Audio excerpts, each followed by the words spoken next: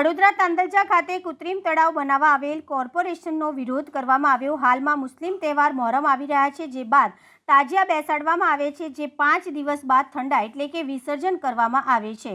ત્યારે તાંદલજાના તાજિયા વડોદરા શહેરના સરસિયા તળાવ ખાતે ઠંડા વિસર્જન કરવા લઈ જવામાં આવે છે, જે આ વર્ષે તાંદલજામાં જ પોલીસ દ્વારા કૃત્રિમ તળાવ બનાવવાનું સૂચન આપ્યું હતું। જે બાદ આજરોજ કોર્પોરેશનના ડમ્પર અને હિટાચી મશીન લઈ પત્રકાર LIG ખાતેના મેદાનમાં કૃત્રિમ તળાવ બનાવવા આવેલ કોર્પોરેશનની ટીમનો સ્થાનિક રહેવાસીઓ દ્વારા વિરોધ નોંધાવવામાં આવ્યો હતો।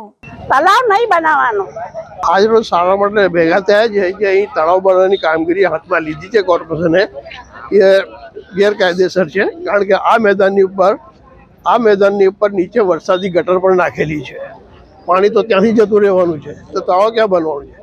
ને અમારે અહીં પત્રકાર સોસાયટીમાં આવી કોઈ તળાવની જરૂરિયાત છે નહીં। તાજા ડૂબાવા હશે તો અમે સરસા જઈશું અથવા તો ગામમાં બી તળાવ છે ત્યાં જઈશું। અને અહીં નાના નાના બાળકો છે, રેસિડેન્ટ એરિયા છે, કાલે કોઈ ડૂબી મરશે તો જવાબદારી કોની છે?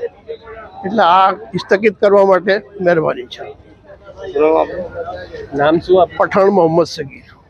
અહીંયા અમારા રેસિડેન્ટ એરિયામાં તળાવ ખોદવાની વાત ચાલી રહી છે, એના માટે બધા અહીંયા જમા થયા છે ને અહીંયા આવા તળાવની કોઈ જરૂર નથી, કેમ કે ઓલરેડી તાંદલજામાં તળાવ છે।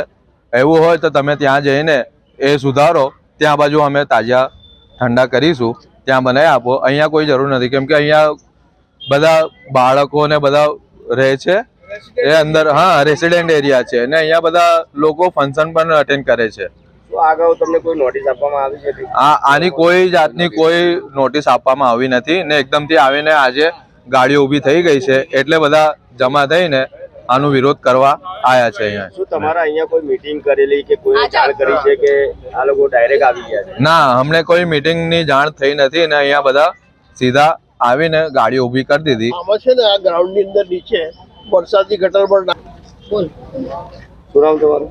મારું નામ શેખ મોહમ્મદ જુનેદ છે। હું અહીંયા 20 વર્ષથી રહી રહ્યો છું પત્રકારમાં જ।